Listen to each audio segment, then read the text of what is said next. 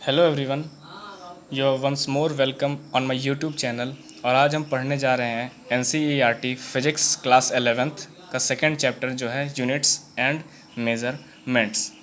तो हमारे चैप्टर का नाम ही है units and measurements. So first of all we should know that what is units, unit क्या हैं। ठीक है, तो हम अपने रोज़ाना की ज़िंदगी में हमेशा सुनते होंगे कि भाई 1 किलो चीनी लेते आ, भाई वो 10 मीटर का है। अरे भाई 2 लीटर तेल लेके आइयो। अरे यार 5 एम्पियर की करंट फ्लो कर रही है यार। ये सब यूनिट्स हैं। लेकिन अगर हम ये डिफ्रेंशिएट कर सकते हैं कि ये करंट फ्लो कर रही है तो ये एम्पियर में फ़्लो कर रही है। हम कहते हैं कि तू चीनी लेके आ तो किलो में लेके आ। हम कहते हैं कि भाई उसकी लेंथ जो है वो मीटर में है। इस तरीके से हम क्या कर सकते हैं, हम इस तरीके से डिफ्रेंशिएट कर सकते हैं और मेज़र कर सकते हैं अलग अलग क्वांटिटीज़ को। तो यूनिट्स क्या होती हैं? यूनिट्स एक रेफरेंस हैं जो अलग अलग फिजिकल क्वांटिटीज़ को एक दूसरे से डिफ्रेंशिएट करने के लिए और एक दूसरे से कंपेयर करने के लिए यूज़ की जाती हैं। तो अब हम समझ चुके हैं कि यूनिट्स क्या होती हैं। फॉर एग्ज़ाम्पल मीटर, लेंथ के लिए हम मीटर का यूज़ करते हैं। मास के लिए किलोग्राम का यूज़ करते हैं। जैसे मैंने कहा ना कि भाई 1 किलो चीनी लेके आ जा यार। ठीक है, अब बात आती है फ़िज़िकल क्वांटिटीज़ की कि हम फ़िज़िकल क्वांटिटीज़ को मेज़र करने के लिए यूनिट्स का यूज़ करते हैं। अब फ़िज़िकल क्वांटिटीज़ क्या होती हैं? तो physical quantities are those quantities that can be measured, यानी वो क्वांटिटीज़ हम जिन्हें मेज़र कर सकते हैं उन क्वांटिटीज़ को हम कहते हैं फ़िज़िकल क्वांटिटीज़। ठीक है, for example length, mass, kilogram, area, temperature etcetera. तो ये तो हो गया फ़िज़िकल क्वांटिटीज़ क्या होती हैं। तो अब हम आते हैं कि यूनिट्स कितने प्रकार की होती हैं। तो जाहिर सी बात है कि यूनिट्स हैं तो कई प्रकार की होंगी, लेकिन हम हमेशा कोशिश करते हैं यूनिफाई करने की, शॉर्ट करने की। तो हमने यूनिट्स को 3 पार्ट्स में डिवाइड कर दिया: fundamental units, derived units and supplementary units. Okay, now first of all we should look at fundamental units, also known as base units. Fundamental units वो यूनिट्स होती हैं जो एक दूसरे से इंडिपेंडेंट होती हैं, यानी कि वो किसी दूसरे फिजिकल क्वांटिटी पर डिपेंड नहीं करती हैं, वो अपने आप पर ही निर्भर करती हैं। जैसे for example mass, mass length पर डिपेंड नहीं करता, ना ही मास करंट पर डिपेंड करता है। लेंथ ना तो मास पे डिपेंड करती है ना करंट पे। ठीक है, ऐसे ही जो भी क्वांटिटीज़, जो भी यूनिट्स किसी दूसरे यूनिट पर या किसी दूसरे क्वांटिटी पर डिपेंड नहीं करती हैं, उन्हीं को हम कहते हैं फंडामेंटल क्वांटिटीज़, सॉरी यूनिट्स और बेस यूनिट्स। अब ये 7 टाइप्स की होती हैं। तो मेरे फ्रेंड्स, मैंने एक चीज़ ऑब्ज़र्व की है कि मैं खुद एक स्टूडेंट हूँ, तो कभी कभी हम भूल जाते हैं और याद सोचने लगते हैं कि यार वो छठवां वाला क्या था। टोटल 7 बेस यूनिट्स होती हैं और जब हमको लिखना होता है तो हम भूल जाते हैं, अरे भाई 5वां वाला याद आ रहा था, देखो दिमाग में है, ज़ुबान पे नहीं आ रहा है। ठीक है, तो फिर इसके लिए मैंने एक तरीका ढूंढ निकाला है। एक शॉर्ट फार्मूला है मेरा खुद का, जो उम्मीद करता हूँ आपके लिए काफ़ी फ़ायदेमंद होगा। माल्ट केसी मोल, ठीक है, MALT KCMOL। ओके, सबसे पहले यहाँ पर आने से पहले हम पहले देख लेते हैं वो फिज़िकल क्वांटिटीज़ हैं क्या, उसके बाद आपको ये अच्छे से समझ में आ जाएगा।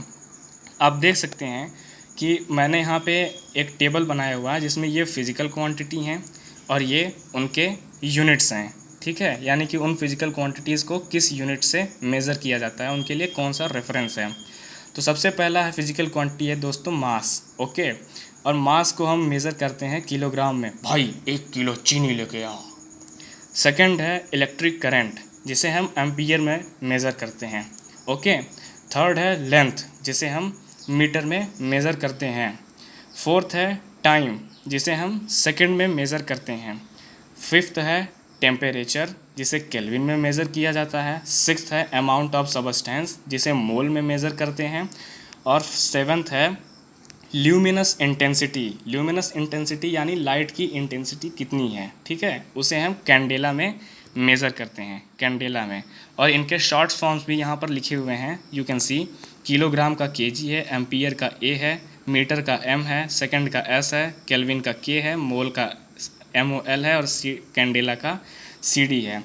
ओके, तो फिर अब तो ये हो गई 7 बेस यूनिट्स, यानी कि ये यूनिट्स ऐसी हैं जिनकी मदद से हम बाकी यूनिट्स को डिराइव करते हैं, और ये यूनिट्स एक दूसरे से इंडिपेंडेंट होती हैं, यानी कि एक दूसरे पर डिपेंड नहीं करती हैं। अब मेरे दोस्तों, लड़कों को याद करने में, स्टूडेंट्स को याद करने में कन्फ्यूज़न हो जाती है, दिक्कतें आती हैं कि भाई हम इन यूनिट्स को याद करें, और उनको याद तो हो जाती हैं, लेकिन जब कभी लिखना होता है तो कभी कभी वो भूल जाते हैं। अरे यार, 7वीं वाली यूनिट क्या थी, दिमाग में है पर याद नहीं आ रही।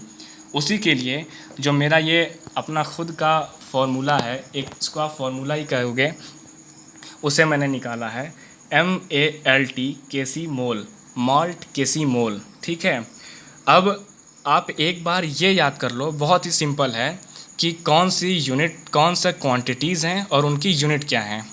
ठीक है, अगर आप ये याद कर लेते हो कि क्वांटिटीज़ क्या क्या हैं और उनकी यूनिट्स क्या क्या हैं, जैसे मास की किलोग्राम है, ठीक है, बस आपको ये याद नहीं आता है कि यार ये थी क्या, 7वां वाला था क्या या 6वां वाला था क्या, तो उस कंडीशन के लिए ये है। ये सीरियल वाइज नहीं है, यहाँ पे कुछ में क्वांटिटीज़ हैं तो कुछ में उनकी यूनिट्स हैं, आप समझ जाओगे खुद से, बस आपको याद रहनी चाहिए, ये उसके लिए है। M फॉर हो जाता है मास, ठीक है, मास, ठीक है, मास। अब मास का केजी हो जाएगा।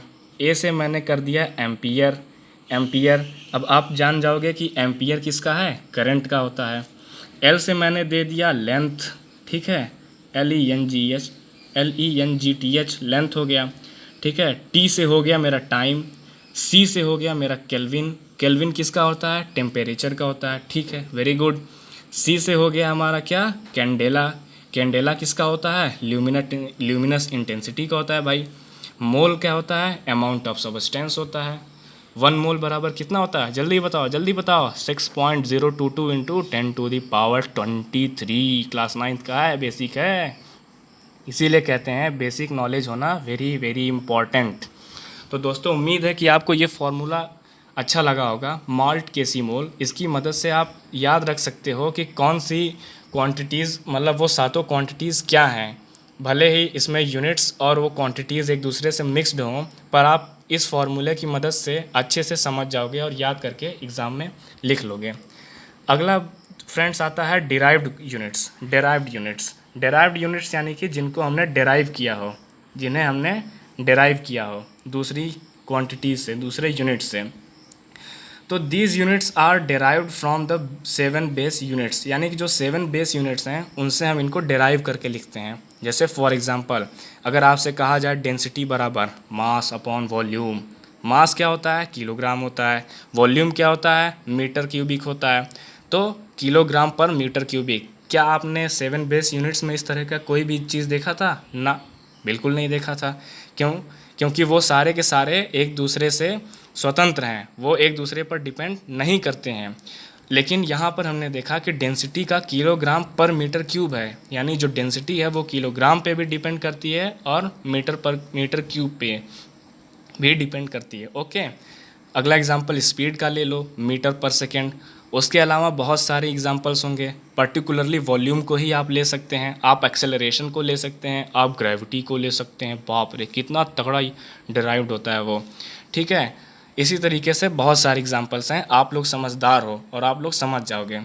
नाउ फ्रेंड्स, अब हम आते हैं सबसे इम्पॉर्टेंट जो सप्लीमेंट्री यूनिट्स हैं, जिनका यूज़ बहुत जगह पे किया जाता है, और आगे चल के अगर आपको साइंटिस्ट बनना है तो उसमें भी इनका काफ़ी रोल आने वाला है, और ये मैथमेटिक्स में भी आपको मिल जाएंगे। तो लेट अस सी, सबसे पहले हम आते हैं प्लेन एंगल पे। ठीक है, प्लेन एंगल यानी कि वो एंगल्स जो किसी प्लेन पे इजीली ड्रॉ किए जा सकते हैं। लेट अस सी वो क्या होते हैं। जैसे हमने पढ़ा है कि एंगल क्या होता है, एंगल किन्हीं दो आर्म्स के बीच में जो भी रोटेशन होता है उनको मेज़र करने की क्वांटिटी को हम एंगल कहते हैं। फॉर एग्ज़ाम्पल, आप देख सकते हैं ये एक आर्म है और ये एक आर्म ये है। ठीक है, तो अब हम इसे कहते हैं इनिशियल आर्म, इनिशियल पोजीशन। ठीक है, इनिशियल पोजीशन, और ये होती है हमारी फाइनल पोजीशन। ठीक है, और ये होता है हमारा एंगल। इतना तो आप लोग जानते ही हो, लेकिन आपको इसको डिफ़ाइन कैसे करना है, तो we will define it as the amount of rotation from the initial ray to the final ray, यानी कि कितना रोटेट करके फाइनल रे तक हम जाते हैं, उसी अमाउंट को हम क्या कहते हैं, एंगल कहते हैं, प्लेन एंगल कहते हैं। ठीक है, तो प्लेन एंगल को फ्रेंड्स अब तक हम डिग्री में मेज़र करते थे। डिग्री, इतने डिग्री का एंगल बनाओ भाई, 90 डिग्री का बनाओ, 180 डिग्री का बनाओ। बट फ्रेंड्स अब हम हायर क्लासेस में आ चुके हैं और अब हमको एसआई सिस्टम का यूज़ करना है। तो in SI system we call the plane angle as radian, we measure the plane angle in radians. ठीक है, रेडियन क्या होता है, अब हम देख लेते हैं कि रेडियन क्या होता है। ठीक है, तो सबसे पहले मैं आपको एकदम इजी वे में समझाता हूँ। सपोज़ कर लेते हैं ये एक सर्किल है, सर्किल कम ये तो अंडा ज़्यादा लग रहा है भाई, आप तो यही कहोगे। ठीक है, तो रेडियन क्या होता है कि ये उसका सेंटर है और ये उसका रेडियस है। तो फ्रेंड्स हम देखने जा रहे हैं कि रेडियन क्या होता है। ठीक है, एंगल को मेज़र करने के जो यूनिट रेडियन है वो होता क्या है। हम जानते हैं कि ये क्या होती है, लेंथ। क्लास 10th में हमने पढ़ा था, लेंथ निकालने का फॉर्मूला भी हमने देखा था। ठीक है, ये होती है लेंथ, सर्कल का ये लेंथ हो गया। और ये हमने कहा था कि ये सेंटर है, इसको ओ से डिनोट कर दो, इसे ए से डिनोट कर दो, इसे बी से डिनोट कर दो।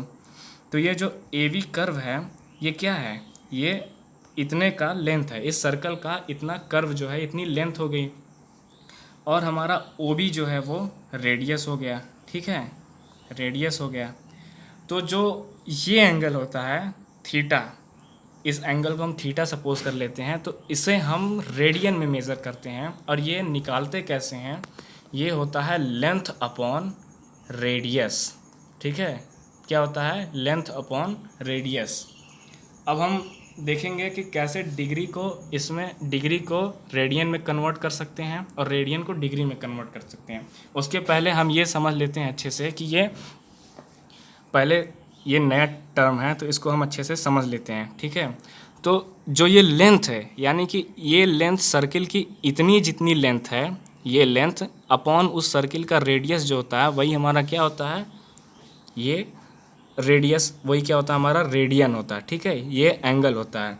यानी कि ये रेडियस तो फिक्स है, लेकिन अगर इन दोनों रेडियस के बीच में इतनी लेंथ है तो फिर इसका एंगल भी फिक्स्ड होगा। ठीक है, ये हो गया हमारा रेडियन हो गया।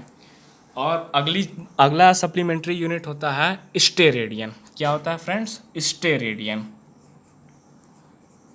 स्टेरेडियन। ओके, स्टेरेडियन जो होता है वो हम स्फेयर के लिए देखते हैं और वो एक 3D एंगल होता है, 3 डायमेंशनल एंगल होता है। ठीक है, सपोज कर लेते हैं कि एक स्फेयर है, दिखने में तो सर्किल लग रहा है, तो ये हम सपोज कर लेते हैं कि एक स्फीयर है। ठीक है, अब मेरी बात ध्यान से सुनो। स्टेरेडियन जो होता है वो एक 3 डायमेंशनल एंगल होता है, 3 डायमेंशनल एंगल। मैं आपको शो करता हूँ, आप देख सकते हैं।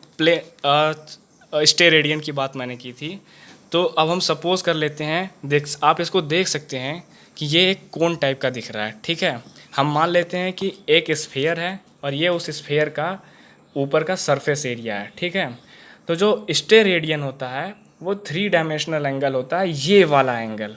ठीक है, ये वाला एंगल, यहाँ पे देखिए, सपोज करिए कि ये सरफेस एरिया है, यानी कि जो उसके कर्व से होकर के आता है। और ये एंगल फ्रेंड्स, ये एक 3 डायमेंशनल एंगल है। ठीक है, ये एंगल, ये वाला, ये एंगल देखो ऐसे, ये एंगल जो होगा ये 3 डायमेंशनल एंगल होगा, 3D एंगल होगा, इसी को हम कहते हैं स्टेरेडियन। ठीक है, उम्मीद है कि अब आपको समझ में आ गया होगा कि प्लेन एंगल क्या होता है और 3 डायमेंशनल एंगल क्या होता है, स्टेरेडियन। तो नेक्स्ट वीडियो में हम बात करेंगे कि कैसे रेडियन को डिग्री में चेंज करते हैं, डिग्री को रेडियन में चेंज करते हैं, और फिर इस टॉपिक को आगे बढ़ाएंगे। अभी तक के लिए धन्यवाद।